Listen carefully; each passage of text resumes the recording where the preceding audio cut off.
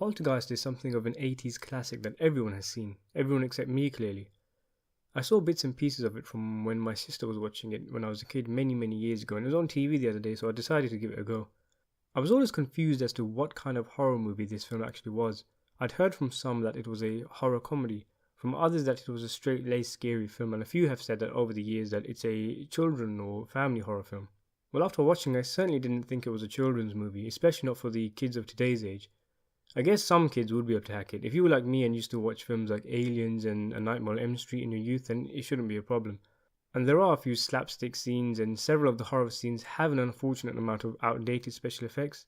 It's the build-up of tension and jump scares that might be a problem for younger viewers. But the film is more accessible than most horrors in the 80s. Thus, I don't think it's careless to call Poltergeist a family horror. So this film, officially directed by Tobe Hooper but unofficially directed by Steven Spielberg, concerns a typical American well-off family whose home becomes the subject of paranormal activity. The story isn't original by any means, and it's structured in the same template as the original Alien.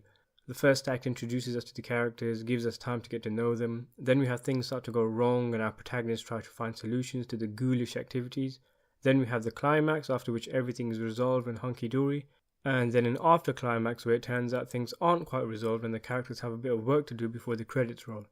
So it isn't original, but like similar films such as The Conjuring and the others, it is a very well made movie. You can tell that it is a creative director that made this film, not a committee of producers or such. The first 15 minutes or so had me on real edge, even though no ghostly events actually take place yet. Maybe I was tense because I wasn't yet aware what kind of horror film this would be, but there's several scenes, like when a young boy gets creeped out in bed by a tree just outside his window, that were really well done. It's just a combination of good editing and adequate chilling music that really enhances some scenes, but in reality there's actually nothing going on. Kudos to the filmmakers.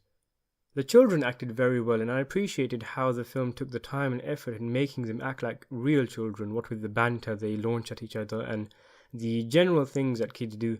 There's one part where the same boy gets the willies because it looks like one of his toy clowns is looking at him when he's trying to sleep, and he gets up and covers its face with a coat, keeping his own eyelids firmly pressed together whilst doing so. And I just thought to myself, yep, that's definitely something I would have done when I was a kid. It's not easy to get children right in movies, but I thought Poltergeist did a very swell job. Tonally, this film is risky, shall we say. At times the Poltergeist seems playful and it's all fun and games before the film takes a very sharp dark turn involving the children. But then there's bits of humour sprinkled throughout the rest of the film that can come across as misjudged and unnecessary. Like this vertically challenged and helium-voiced Ghostbuster they bring in who looks like she got lost on the way to Munchkinland, and yet she's one of the most pivotal characters in the film. Like I said, it's a very well directed film, and all the other major technical contributors like cinematographer Matthew F. Leonetti and composer Jerry Goldsmith also bring their A-game. Goldsmith's music is responsible for a lot of the film's creepy scenes. Much of the computer-generated effects in this film are very outdated and fake-looking. Industrial Light and Magic were just starting out, and I guess the effects were terrific for its time, but today it does really lessen the impact of some of the more important scenes. The stuff that was done for real, such as the rotating room which was built to make it look like one of the characters was being flung around the room by a ghost, still holds up perfectly. In terms of plot, if you wanted, you could pull apart the film and find a few things that don't really make much sense, but that's nitpicking an otherwise decent horror film. I doubt I'll be revisiting Poltergeist anytime soon, but I did enjoy my time watching it. I give it a 7 out of 10.